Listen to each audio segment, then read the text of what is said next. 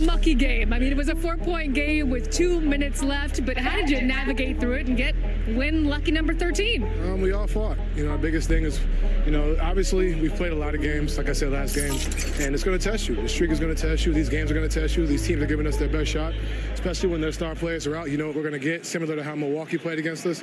But the biggest thing, we kept pushing. Well, it wasn't pretty, but the Cavs got it done. They now move to 13-0 after a big win against Philly. This was a scrappy game. Philly gave it their all. They were of course down Joel Embiid, Tyrese Maxey, and Paul George, so they were basically playing with their reserves, but those guys were out there with something to prove. Jared McCain had an incredible game for being a rookie. I don't know how many points he ended up with, but I know it was over 30. The Cavs could not contain him to save their lives, but at the end of the day, the Cavs fought through adversity. Kenny Atkinson made the right adjustments, and then Donovan Mitchell in the last 3 minutes absolutely took over. And shout out to Darius Garland as well, because he was phenomenal all game long. I know Ty Jerome has been getting a lot of love lately, but he deserves it all and more, because he really has been Superman in the second half of games off the bench. He really just comes in and settles things down when the Cavs are in a rut. It's incredible to watch, and hopefully he can continue to do it over the course of the next few months, because man, having him off the bench really makes this team so lethal 1 through 10. I also want to give credit to George Niang. He was horrible in this game, couldn't make a shot to save his life, but he stayed composed, he fought defensively, and eventually he finally knocked down a few shots.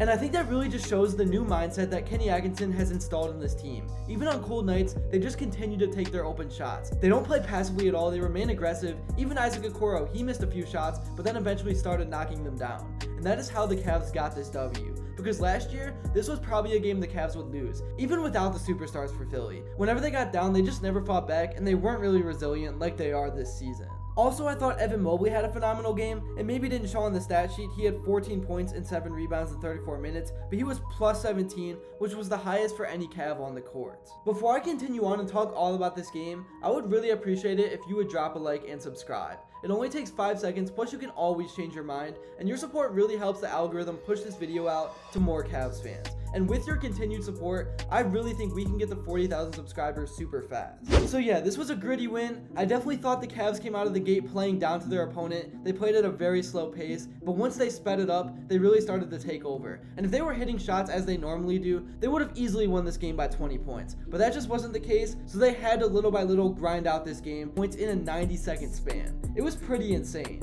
And then his partner in crime, Darius Garland, he was just too fast for the 76ers guards. I thought he could have been even more aggressive. Kyle Lowry could not guard him at all, but he still had 25 points, so a very solid night. Kenny Atkinson really does just continue to push the right buttons over and over again. And it just seems like he has a really good feel for when to call timeout. Every time you could start to sense that the 76ers were getting a little momentum, he would call timeout. And then the Cavs right off the gate out of the timeout would get a few quick buckets to really get the momentum back in their favor. I don't think Atkinson is getting recognized enough nationally. Obviously the local media is talking about him, but I haven't seen anything on ESPN. I haven't seen anything anywhere about what he's doing. I'm sure he prefers to be under the radar, but at some point, you have to recognize what the Cavs are doing. There's so many haters out there saying this team is still a first or second round exit, and it's just not true. They're dominating, they're not losing. They're 13-0. They are one of only 6 teams in NBA history to start a season out 13-0. And it's not just the fact that they're winning, it's how they're winning. They're finding a new formula for success night in and night out. Sometimes when the offense is red hot, they like to push the pace, and then other nights when the shooting isn't so hot, they like to use their defense to create opportunities for the offense to push the pace in transition, off of blocks, or off of missed shots. Again, I know this wasn't the prettiest game. I honestly expected the Cavs to dominate this one from the jump, but that just wasn't the case, and they adjusted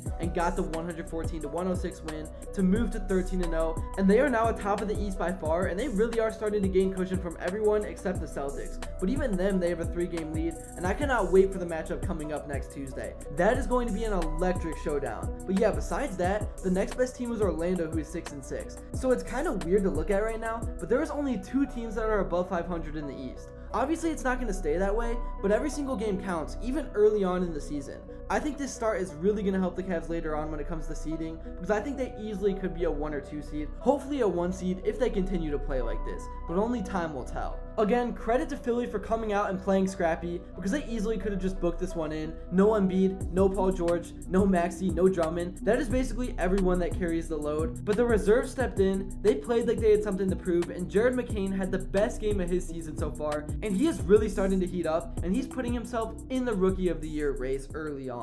It really is crazy to see how fast the Cavs have acquired this new culture under Atkinson as opposed to what they were with Bickerstaff. No shade to him, but Atkinson has this team playing fast, they never second guess themselves, they don't pass up open shots even when they're cold, and that is why they have been winning. I mean, the talent was always there. All it took was for them to finally start playing actually aggressive. I mean, the difference between Evan Mobley this year as compared to last year is night and day. And the success this team is having is a lot more sustainable because Atkinson is not wearing anybody down. Garland and Mitchell barely ever play above 35 minutes, and when you have guys like LeVert, Jerome, and Wade coming off the bench, there's no need to do that because they have been solid, and honestly, sometimes they've even been the spark plug that have been the reason they've won games. So yeah, it really is time for the NBA to start giving credit to the Cavs for what they are doing on the national stage, because I was watching Inside the NBA yesterday and they were still clowning this team. I think it was Charles Barkley, might have been Shaq, I don't know who it was, but somebody said the Knicks are better than them. And then when Kenny said that the Cavs are kind of like what the Celtics were 2 years ago, the rest of the guys started clowning them. Obviously they haven't really watched much Cavs basketball this year, and that's okay, but I just think nationally it's time to start respecting this team, because they're 13-0, and again, only 6 teams have ever done that. And I truly don't understand the narrative that the Cavs always choke in the playoffs. That's just not true. They've literally been first round exits one time over the last decade. But yeah, let me know your thoughts on this run in the comments below. Here's what some of the guys had to say in their post-game interviews. Really good strategy by Nick. Kind of got us out of rhythm with the zone. They blitzed us. You know, Nick, he's throwing the kitchen sink at you. And then they had a lot of guys play well. McCain obviously got super hot. I was really happy with us. We kept sharing the ball. Like, even though it wasn't going in, we kept making the right play, making the right pass. And then the beginning of that third quarter, I thought we came out and got some stops. I thought Isaac was huge. We picked up our pressure. We were just too passive in the first half. Yeah, we had a honest talk at halftime. We showed some clips. They just weren't feeling us. They were running where they wanted to. They were, we had no ball pressure. 4 or 5. He took over in the last couple of minutes. Throwing Donovan things, stuff that we've seen before. 3 is getting to the rim, making the right plays, getting stops on the defensive end, and that was the ball game. He made almost all the right plays, but there was one play in particular. You know what I'm talking about, right? Yes, we do. I mean, that's just him trying to be unselfish when he has to wind up a layup. But we love it, though. We love him being unselfish, but when it's go time, it's go time, and he got it done.